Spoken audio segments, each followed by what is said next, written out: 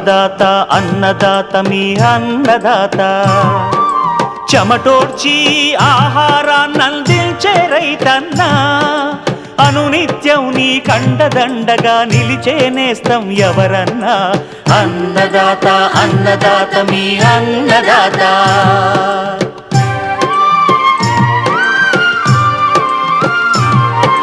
నూతన రీతుల సాగుబడికి నూరింతలు పెరిగే దిగుబడికి సూచనలిచ్చే సస్య రక్షణకు పశు పోషణకి శాస్త్ర విజ్ఞానం అందించి ముందుకు నడిపే తెలుగు రైతు భారతదేశానికి మకుటం అయ్యేలా తీర్చిదిద్దే ఆశయంతో మిమ్ము మేలు కొలిపేది అన్నదాత అన్నదాత అన్నదాత మీ అన్నదాత అన్నదాత అన్నదాత మీ అన్నదాత. అన్నదాత ప్రేక్షకులకు నమస్కారం. ఈనాటి ముఖ్యాంశాలు: వానాకాలం బేరసాగులో మెలకువలు,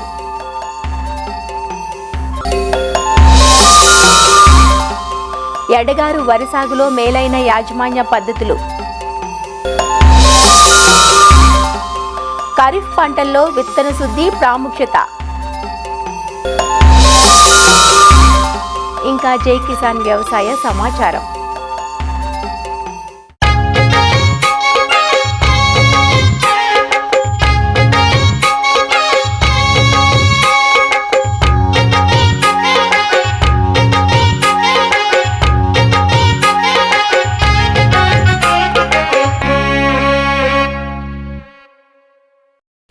ఎడగారు వరి ఉమ్మడి నెల్లూరు, చిత్తూరు జిల్లాల్లో మాత్రమే వేస్తారు. ఈ పంటను కత్తిరి పంట అని కూడా అంటారు. ముందస్తు ఖరీఫ్ పంటగా కూడా వ్యవహరిస్తారు. అన్ని జిల్లాల్లో వరిని ఖరీఫ్, రబీ కాలాల్లో సాగు చేస్తే ఈ దక్షిణ మండలంలో మాత్రం రబీ, ఎడగారు పంటలను సాగు చేస్తారు.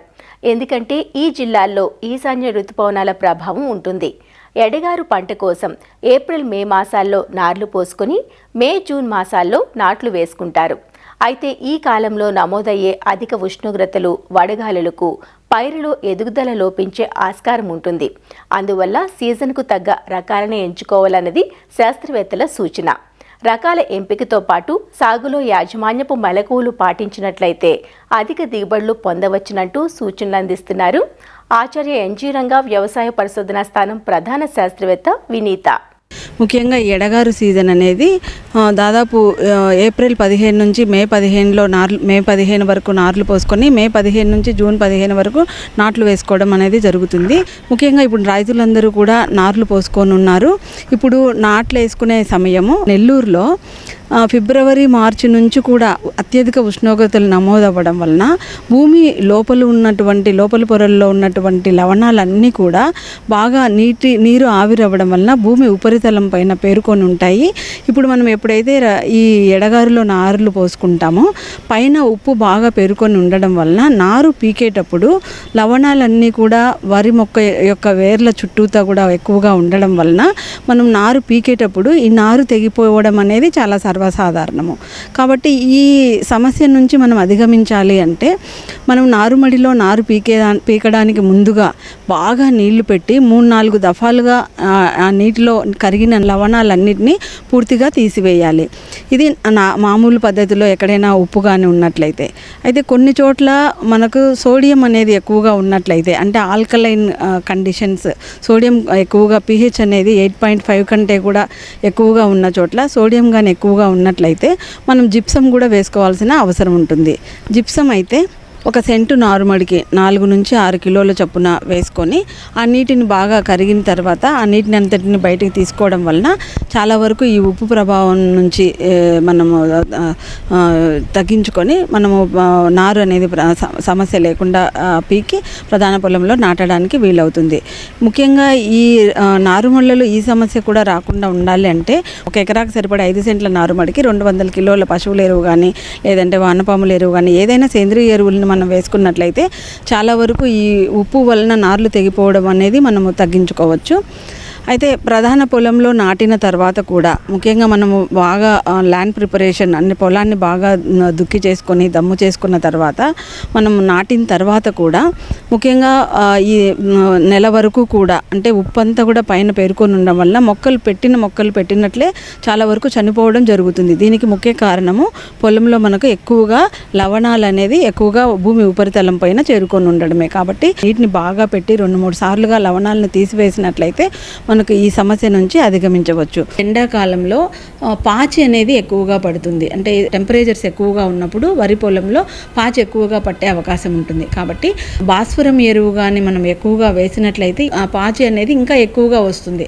కాబట్టి ఎకరాకి మనము సిఫారసు చేసిన 24 కిలోల కంటే తక్కువగా వేసుకున్నట్లయితే పాచి అనేది ఎక్కువగా పెరగకుండా ఉంటుంది. ఒకవేళ పాచి ఎక్కువగా వచ్చినా కూడా మనం పొలంలో నీళ్ళంతా తీసేసి మనం కాపర్ సల్ఫేట్ అనే మందును 3 గ్రాములు 1 లీటర్ నీటికి నీళ్లు తీసివేసిన తర్వాత మాత్రమే పిచికారీ చేసి తర్వాత 1-2 రోజుల్లో అది బాగా ఎండిపోయిన తర్వాత నీళ్లు పెట్టుకున్నట్లయితే కొంతవరకు ఈ పాచిని మనము కంట్రోల్ చేసుకోవచ్చు. అయితే ఈ ఎడగారులో మనం ముఖ్యంగా గమనించాల్సింది ఏంటంటే ఎక్కడా కూడా అంటే ఎక్కడైనా మొక్కలు చనిపోతున్నాయని కానీ అలాంటి పరిస్థితుల్లో పొలాన్ని ఆరగట్టడం మాత్రం చేయకూడదు. ఇది కేవలం రబీ సీజన్లో అయితేనే మనం పొలాన్ని ఆరగట్టాలి. ఈ ఎడగారులో మనం పొలాన్ని కానీ ఆరబెట్టినట్లయితే ఇంకా అంటే సాల్ట్ యొక్క ప్రభావం ఎక్కువయ్యి ఇంకా మొక్కలు ఎక్కువగా చనిపోతాయి. కాబట్టి ప్రతిసారి మనం లవణాలను నీటి ద్వారా తీయాలనుకున్నా కూడా లేదంటే పాచి ఉన్నప్పుడు అయినా కానీ వెంటనే నీళ్లు తీసిన వెంటనే మళ్ళీ నీళ్లు పెట్టుకోవాలి కానీ పొలాన్ని ఎప్పుడు కూడా ఆరబెట్టకూడదు. ఎరువుల విషయంలో చూసుకున్నట్లయితే ఎరువులు దాదాపు మనకు ఒక ఎకరాకి 120 కిలోల యూరియా, తర్వాత సింగిల్ సూపర్ ఫాస్ఫేట్ రూపంలో అయితే 150 కిలోలు, అదే పొటాష్ అయితే 40 కిలోలు ఒక ఎకరాకి మనము వేసుకున్నట్లయితే సరిపోతుంది. ఈ సీజన్లో ఎక్కువగా మనకు జింకు లోప లక్షణాలు పెద్దగా కనపడవు కాబట్టి ఈ సీజన్లో మనం జింకు అదే పనిగా స్ప్రే చేయాల్సిన అవసరం లేదు. ఈ విధంగా మనకు ఎడగారు సీజన్లో కొన్ని మెలకులు పాటించినట్లయితే అధిక దిగుబడిని సాధించడానికి వీలవుతుంది.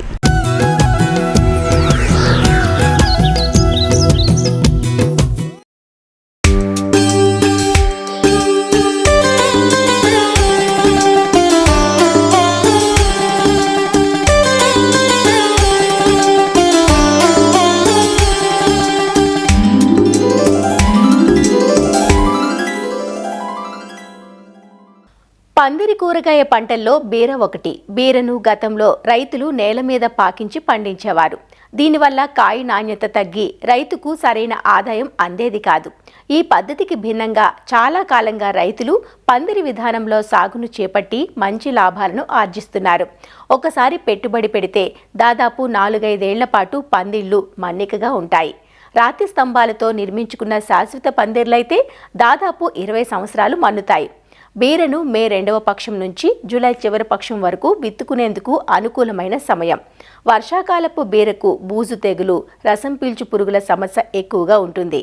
అయితే మంచి యాజమాన్యంతో బీర నుంచి ఎకరాకు 15 నుంచి 20 టన్నుల దిగుబడి పొందే అవకాశం ఉంది.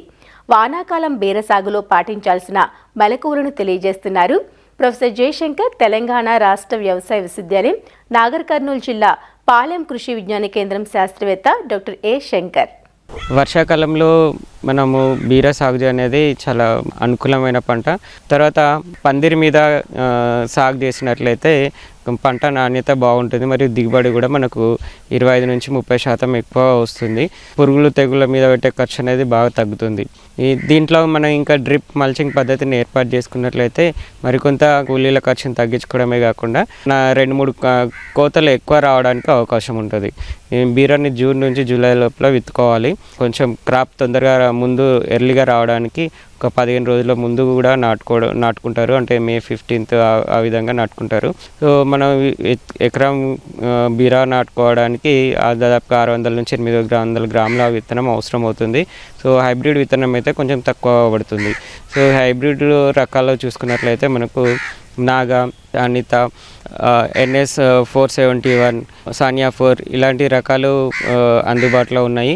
అలాగే సూట్ రకాల్లో చూసుకున్నట్లయితే మనకు అర్క ప్రసన్న అనే రకము మంచి ప్రాచుర్యం పొందింది. దీని కాయ నాణ్యత బాగుంటుంది, దిగుబడి కూడా దాదాపుగా ఎకరానికి 10 టన్నుల వరకు కూడా తీసుకునే అవకాశం ఉంది. 2 వరుసల మధ్యలో 2.5 మీటర్లు, వరుసలోని మొక్కల మధ్య 75 సెంటీమీటర్లు ఉండే విధంగా మనం నాటుకుంటాము. సో ఒకవేళ మనకు వర్టికల్ సిస్టంలో మనకు బీరాన్ని సాగు చేసుకున్నట్లయితే 2 సార్ల మధ్యలో దూరం దాదాపుగా 5 నుంచి 8 అడుగుల దూరం ఉండేట్లాగా మనం బెడ్స్ వేసుకొని దాని మీద mulching paper 30 microns mulching paper ఏర్పాటు చేసుకొని ఈ ప్రతి మొక్కకు 50 సెంటీమీటర్ల దూరం ఉండే విధంగా మనం విత్తనాలని నాటుకుంటాము. విత్తనాలు విత్తిన తర్వాత మనకు వారం 10 రోజుల్లో మొలకలు వస్తాయి. ముందుగా మనం ఈ ఫెర్టిలైజర్ గురించి చూసుకున్నట్లయితే ఎక్కువ ఆఖరి దుక్కి చేసిన తర్వాత మనము ఎకరానికి 10 టన్నుల పశువుల దుక్కిలో వేసుకోవాలి. ఆఖరి దుక్కిలోనే మనము 3 నుంచి 4 బస్తాల సింగిల్ సూపర్ ఫాస్ఫేట్ వేసుకోవాలి. దాంతోపాటు ఒక 30 కిలోల మ్యూరేట్ ఆఫ్ పొటాష్ కూడా వేసుకొని విత్తనాలు వేసుకునే ముందు ఎకరం భూమిలో చల్లుకోవాలి. తర్వాత మనకు ఒక 60 నుంచి 70 కిలోల యూరియా అవసరం అవుతుంది. దీన్ని విత్తనం వేసిన 25 నుంచి 30 రోజులు అప్పుడు ఒకసారి, దాని తర్వాత మళ్ళీ ఖాతా పిందే వచ్చేటప్పుడు ఒకసారి వేసుకున్నట్లయితే మనం బీరలో సమగ్ర యాజమాన్యం చేసుకోవచ్చును. అలాగే మనకు సూక్ష్మ పదార్థ లోపాల నివారణకు ఫార్ములా 6 లీటర్కి 5 గ్రాములు చొప్పున కలిపి ప్రతి 20 రోజుల అప్పుడు నుంచి ఒకసారి పిచికారీ చేసుకున్నట్లయితే సూక్ష్మధాతు లోపాలు ఏమీ ఏర్పడకుండా ఉంటుంది. ఇంకా బీరలో మనకు బోరాన్ అనేది 2 ఆకుల దశలో మరియు 4 ఆకుల దశలో 2 సార్లు 3 గ్రాములు లీటర్ నీటికి చొప్పున కలిపి పిచికారీ చేసుకున్నట్లయితే మనకు ఆడిపూల సంఖ్య అనేది బాగా పెరుగుతుంది. సో దీనివల్ల కూడా మనకు దిగుబడి అనేది పెరుగుతుంది. మొదటగా మనకు వచ్చే సమస్య ఏంటంటే లీఫ్ మైనర్ అంటే పాంపొడ అనేది వస్తుంది. సో ఇవి గమనించిన వెంటనే వాటి ఆకులను తుంచివేయడం చేసినట్లయితే మనం ఏమాత్రం స్ప్రేయింగ్ అవసరం లేకుండానే కంట్రోల్ చేసుకోవచ్చును. ఒకవేళ మనకు అది ఇంకా ఉధృతి ఎక్కువ ఉంది, కింది ఆకులు మారాకు వేసిన తర్వాత కూడా ఈ లీఫ్ మైనర్ అనేది గమనించడం అంటే ప్రొఫెనఫాస్ లీటర్కి 1 ml చొప్పున కలిపి పిచికారీ చేసుకోవచ్చును. అలాగే మనకు ఎర్ర పెంకు పురుగు అనేది, గుమ్మడి పురుగు అనేది కూడా వస్తుంది. సో ఈ పెంకు పురుగును కూడా మనం ఈ ప్రొఫెనఫాస్ లీటర్కి 1 ml చొప్పున కలిపి స్ప్రే చేసుకొని కూడా కంట్రోల్ చేసుకోవచ్చును. రసం పీల్చే పురుగులు అలాగే ఆకు తినే పురుగు 2 వస్తాయి. రసం పీల్చే పురుగులను మనం సమర్థవంతంగా నివారించడానికి ఇమిడాక్లోరోపిడ్ 0.4 ml, దాంతోపాటు వేప నూనె అనేటువంటిది 3 నుంచి 5 ml చొప్పున కలిపి ప్రతి 15-20 రోజులకు ఒకసారి 2-3 సార్లు స్ప్రే చేసుకున్నట్లే మనం ఈ రసం పీల్చే పురుగులను కంట్రోల్ చేసుకోవచ్చును. అలాగే వర్షాకాలంలో మనకు తెగుళ్ళ బెడద ఎక్కువ ఉంటుంది. తెగుళ్ళ ప్రధానమైనది మనకు డౌనీ మిల్యూ. సో ఈ డౌనీ మిల్యూని మనం కంట్రోల్ చేసుకోవడానికి విత్తిన 20-25 రోజుల వయసు అప్పుడు నుంచి 10-15 రోజులకు ఒకసారి ఈ రిడమిల్ గోల్డ్ అనే మందు లీటర్కి 2 గ్రాములు చొప్పున కలిపి పిచికారీ చేసుకున్నట్లయితే డౌనీ మిల్యూ అనేది కంట్రోల్ చేసుకోవచ్చును. సో ఈ విధంగా బీరలో మేలైన యాజమాన్య పద్ధతులు చేపట్టినట్లయితే మంచి దిగుబడిని పొందవచ్చు.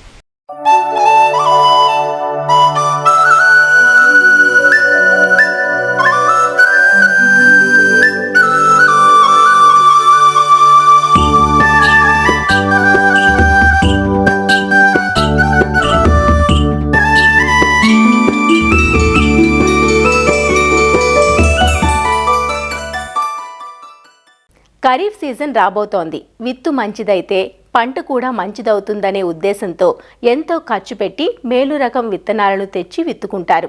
కానీ విత్తనాన్ని ఆశించే చీడపీడలు, శిలీంధ్ర తెగుళ్లను అరికట్టడానికి చేపట్టాల్సిన విత్తన శుద్ధిని మాత్రం అశ్రద్ధ చేస్తుంటారు. దీంతో పంట విత్తిన తొలి దశలోనే అంటే 15 నుంచి 25 రోజుల కాలంలో పంటలను కీటకాలే కాకుండా నేల, నీరు, గాలి ద్వారా వృద్ధి చెందే శిలీంధ్ర తెగుళ్లు ఆశించి 20 నుంచి 25% పంటను నష్టపరుస్తాయి. కాబట్టి రైతులు విత్తనాలు వేయకముందే విత్తనానికి రక్షణ కవచంగా ఉండే విత్తన శుద్ధి విధానాన్ని ఆచరించాలి. వివిధ పంటల్లో విత్తన శుద్ధి ఎలా చేపట్టాలో తెలియజేస్తున్నారు శ్రీకాకుళం జిల్లా నైరా వ్యవసాయ కళాశాల విస్తరణ విభాగం అధ్యాపకులు డాక్టర్ డి చిన్నమనాయుడు. ఖరీఫ్లో వేసేటువంటి పంటలు మనకి ఎక్కువ విస్తీర్ణంలో వరి పంట వేయడం జరుగుతుంది. అదేవిధంగా మొక్కజొన్న, వేరుశెనగ, రాగులు, వాటితో పాటుగా నీటి సదుపాయం ఉండే కొన్ని కూరగాయల పంటలు కూడా వేయటం అనేది జరుగుతుంది. మరి వీటిల్లో ఏంటంటే సస్యరక్షణ ప్రధానంగా ఒక ఖర్చుల్లో భాగంగా తీసుకుంటే సుమారు 20-25% మనం ఏ పంట తీసుకున్నా సాగు ఖర్చుల్లో సస్యరక్షణ కోసం రైతులు ఖర్చు పెట్టడం అనేది జరుగుతుంది. చీడపీడలు గమనించిన తర్వాత మనం చర్యలు తీసుకోవడం వల్ల కొంత పంట నష్టం అయితే జరుగుతుంది. మరి ఈ చీడపీడల సమస్యలు మీద ఖర్చులు తగ్గించుకోవాలన్నా, దిగుబడి తగ్గకుండా ఉండాలంటే వేస్తున్న పంటల్లో విత్తన శుద్ధి అనేది తప్పనిసరిగా రైతులు అలవాటు చేసుకోవాలి. వాళ్ళకు వచ్చేటువంటి సమస్యను బట్టి పురుగులు ఎక్కువగా ఉంటే పురుగు మందులతో విత్తన శుద్ధి చేసుకోవాలి. అదే కనుక శిలీంధ్ర తెగులు ఎక్కువగా ఉంటే శిలీంధ్ర నాశిని మందులతో విత్తన శుద్ధి చేసుకోవాల్సిన అవసరం ఉంది. వరి పంటలో చూసుకుంటే శిలీంధ్ర తెగులు అయినటువంటి అగ్గి తెగులు, పొడ తెగులు, కాండం కుళ్ళు తెగులు ఇది ఎక్కువగా ఆశించి మనకి పంటకి నష్టాన్ని కలుగజేస్తున్నాయి. వీటిని అదుపులో పెట్టడానికి విత్తనాలని పొలంలో వేసే ముందుగానే మనం విత్తన శుద్ధి తప్పనిసరిగా చేసుకోవాలి. మనకు వరి పంటని వెదజల్లుడు పద్ధతిలో వేస్తున్నారు, అదేవిధంగా నారు పోసి వేస్తున్నారు, అదేవిధంగా మండి కట్టిన విత్తనాలని దమ్ము ఎదగాను డ్రమ్ సీడర్ పద్ధతిలో వేస్తున్నారు. కాబట్టి వేసే పద్ధతిని బట్టి విత్తన శుద్ధిలో మనకి కొంచెం చిన్న మార్పులు చేసుకోవాల్సి ఉంటుంది. వరి పంటకి మనం సాధారణంగా ఏంటంటే పొడి విత్తనాలని భూమిలో వేస్తుంటే గనక కిలో విత్తనానికి 3 గ్రాముల కార్బనిజం గాని లేదా 2 గ్రాముల వరకు ట్రైసైక్లోజోల్ మందుతో విత్తన శుద్ధి చేసి పొలంలో విత్తనాలని చల్లుకుంటే మనకి నేల ద్వారా వచ్చేటువంటి శిలీంధ్ర తెగుళ్ళు, విత్తనం ద్వారా వచ్చేటువంటి శిలీంధ్ర తెగులు అయినటువంటి ఈ పొడ తెగులు కానీ, కాండం కుళ్ళు తెగులు కానీ, అగ్గి తెగులు కానీ ఇవన్నీ చాలా వరకు తగ్గుతాయి. దమ్ము చేసి నార్మల్ వేస్తే విత్తనాలు నానపెడితే కనుక లీటర్ నీటికి 1 గ్రాము కార్బనిజం లేదా లీటర్ నీటికి 1 గ్రాము ట్రైసైక్లోజోల్ మందుని కలిపి విత్తనాలు ములిగేటువంటి నీరు అంటే 30 కేజీలు విత్తనాలు ఎకరానికి పడితే 30 లీటర్ల నీటిని తీసుకొని అందులో నానపెట్టి 12 గంటలు నానపెడతాము. తర్వాత కొంచెం క్లీన్ చేసుకొని అవి కనుక మనం భూమిలో కనుక వేసుకుంటే భూమి నుంచి వచ్చేటువంటి శిలీంధ్ర తెగులు చాలా వరకు తగ్గిపోతాయి. ఒకవేళ ఎవరైనా రైతులు సేంద్రియ పద్ధతులు కానీ సహజ వ్యవసాయ పద్ధతుల్లో కనుక వరి సాగు చేసే రైతులు ఈ విత్తన శుద్ధి కోసం మనకేంటంటే ఈ ట్రైకోడర్మా విరిడి అనేటువంటి మందు కానీ లేదా సూడోమోనాస్ అనేటువంటి జీవ శిలీంద్ర నాశన మందులు 8 నుంచి 10 గ్రాములు 1 కిలో విత్తనానికి పట్టించి వాటిని గనక మనం నార్మడిలో కానీ లేదంటే ప్రధాన పొలంలో కానీ వెదజల్లుకుంటే అక్కడ కూడా మనకి ఈ శిలీంధ్ర తెగులు చాలా వరకు తగ్గేయడానికి అవకాశం ఉంటుంది. ఇక ఇంకొక పంట మనకేంటంటే వేరుశెనగ పంట వేస్తుంటారు. మనకి అధిక వర్షాలు పడేటప్పుడు ఈ వేరుకుళ్ళు, కాండం కుళ్ళు తెగులు ఈ వేరుశెనగ పంటలో ఎక్కువగా రావడం మనం గమనిస్తున్నాం. మరి ఈ తెగులు తగ్గాలంటే తప్పనిసరిగా ఈ ట్రైకోడర్మా విరిడి అనే మందుతో కిలో వేరుశెనగ విత్తనానికి 10 గ్రాముల ట్రైకోడర్మా విరిడిని పట్టించి మనం భూమిలో వేసుకుంటే తగ్గుతుంది. లేదంటే టెబుకొనజోల్ అనే మందు అది కూడా కిలో విత్తనానికి 1 గ్రాము చెప్పున కలుపుకొని మనం గనక విత్తన శుద్ధి చేస్తే చాలా వరకు ఈ వేరుశెనగలో వచ్చేటువంటి వేరుకుళ్ళు, కాండం కుళ్ళు తెగులు తగ్గుతుంది. అదేవిధంగా ఈ వేరుశెనగలో మనకి ఇంకోటి ఏంటంటే ఈ రైజోబియం కల్చర్ తో కూడా విత్తన శుద్ధి చేయాలని మనం చెప్తుంటాం రైతులకు. ఎందుకంటే రైజోబియం కల్చర్ తో విత్తన శుద్ధి చేస్తే గాలిలో ఉన్న నత్రజని మొక్కకు అందించి తద్వారా నత్రజని ఎరువు మొక్కకి చేరుతుంది. కాబట్టి ఈ వేరుశెనగలో విత్తే ముందుగా ఈ రైజోబియం కల్చర్ తో కూడా విత్తన శుద్ధి చేసుకోవాలి. దీనికి పొడి రూపంలో అయితే కనుక 1 ఎకరానికి సరిపడా విత్తనాలంటే సుమారు 50-55 కిలోల విత్తనానికి 800 గ్రాముల రైజోబియం కల్చర్ తీసుకొని దాన్ని ముందుగా మనం షుగర్ సిరప్ అంటే పల్చగా పాకం వచ్చేటట్టు 100 గ్రాములు 100-200 మిల్లీలీటర్ల నీటికి 100 గ్రాముల షుగర్ వేసి లేత పాకం వచ్చేటట్టు చేసి దాన్ని చల్లారిన తర్వాత రైజోబియం కల్చర్ అందులో కలిపి అలాంటి స్లర్రీని మనం వేరుశెనగ విత్తనానికి 1 ఎకరాకి సరిపడ విత్తనానికి పట్టించి నీడలో ఆరపెట్టి మనం కనుక ప్రధాన పొలంలో వేసుకుంటే పంట ఆరోగ్యంగా పెరగడానికి, నేల ఆరోగ్యం బాగుపడడానికి ఉపయోగపడుతుంది. కాబట్టి జీవన ఎరువులతో కూడా విత్తన శుద్ధి చేసుకోవడం కూడా చేయాలి. ఇక ఎక్కడైనా రాగులు పంట వేసే రైతులు కూడా కిలో విత్తనానికి 10 గ్రాముల వరకు ట్రైకోడర్మా విరిడి మందుని కలిపి విత్తన శుద్ధి చేసుకోవడం, లేదా పొడిగా విత్తనాలు జల్లితే కిలో విత్తనానికి 3 గ్రాముల కార్బనిజం మందుని కలిపి కానీ లేదా 2 గ్రాములు ట్రైసైక్లోజోల్ మందుని కనుక కలిపి విత్తన శుద్ధి చేసి నాటుకుంటే మనకి అగ్గి తెగులు, అదేవిధంగా ఇతర శిలీంధ్ర తెగుళ్ళు, కాండం కుళ్ళు తెగులు ఇవన్నీ కొంత తగ్గేటువంటి అవకాశం ఉంటుంది. అదేవిధంగా మొక్కజొన్న కూడా ఎక్కడైతే నీటి సదుపాయం ఉన్నటువంటి ఇసుక గర్భ నెలలో ఈ ఖరీఫ్ లో కూడా వేస్తున్నారు. అందులో ప్రధాన సమస్య కత్తెర పురుగు చాలా వరకు నష్టాన్ని కలుగజేస్తుంది. దానికోసం గాను ఈ ఫోర్టాంజో డియో అని చెప్పేసి మందు కిలో విత్తనానికి మనం సుమారుగా 4 నుంచి 5 మిల్లీలీటర్ల మందుని కలిపి విత్తన శుద్ధి చేసి గనక మొక్కజొన్న నాటుకుంటే మనకి మొదటి 20-25 రోజులు 30 రోజుల వరకు కూడా ఈ కత్తెర పురుగు రాకుండా ఉంటుంది. అదేవిధంగా ఎక్కడైనా అపరాలు మనం ఆలస్యంగా వేసినప్పుడు కూడా ఈ అపరాల్లో ఎక్కువగా మనకి పల్లాకు తెగులు వస్తుంది. కాబట్టి పల్లాకు తెగులు నివారించాలంటే రసం పీల్చే పురుగుల వ్యాప్తిని అరికట్టాలి. పల్లాకు తెగులు నివారణ కోసం విత్తన శుద్ధిలో భాగంగా ఇమిడాక్లోపిడ్ గౌచ్ ఫార్ములేషన్ అనే మందుని కిలో విత్తనానికి 5 మిల్లీలీటర్లు పట్టించి నీడలో ఆరపెట్టి మనం గనక పెసరా మినుము గనక విత్తుకుంటే అక్కడ కూడా మనకి పల్లాకు తెగులు చాలా వరకు తగ్గిపోయేటువంటి అవకాశం ఉంటుంది. మనం విత్తన శుద్ధి చేయడం ద్వారా మనకి ఈ సస్యరక్షణ మీద పెట్టినటువంటి ఖర్చును కూడా 25 నుంచి 30% వరకు కూడా తగ్గించుకునే అవకాశం ఉంటుంది. కాబట్టి తప్పనిసరిగా విత్తన శుద్ధి చేయాలని చెప్పేసి రైతు సోదరుల్ని సూచిస్తున్నాను.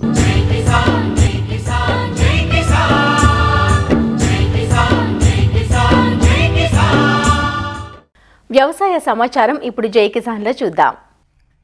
జగిత్యాల జిల్లా మెట్పల్లికి చెందిన చెర్లపల్లి అశ్విన్ గౌడ్ సివిల్ ఇంజనీర్గా డిప్లొమా పూర్తి చేసి డైరీ నిర్వహణలో మంచి అనుభవం సాధిస్తున్నాడు. చదువు అనంతరం ఉద్యోగం కోసం ఎదురు చూడకుండా తనకు తెలిసిన వృత్తినే ఎంచుకున్నాడు. తండ్రి హనుమాన్ గౌడ్ నిర్వహించే డైరీ ఫామ్పై దృష్టి పెట్టాడు. చదువుకునే సమయంలో తండ్రితో పాటు పనిలో మెలకువలు నేర్చుకున్న ఈ యువకుడు నేడు సొంతంగా పాడి రంగాన్ని నడిపిస్తూ పలువురికి ఉపాధి కల్పిస్తున్నాడు. నేను డిప్లొమా వరకు చదువుకున్నా, జాబ్ కోసం ట్రై చేసిన కానీ ఎక్కడ జాబ్ లభించడం కోసం మా డాడీ రంగంలో నా సొంత బిజినెస్ అయిన డైరీ ఫామ్లోకి దిగిన. ఇంతకుముందు ఒక 50 నుంచి 60 గేదెల వరకు మెయింటైన్ చేసినాం.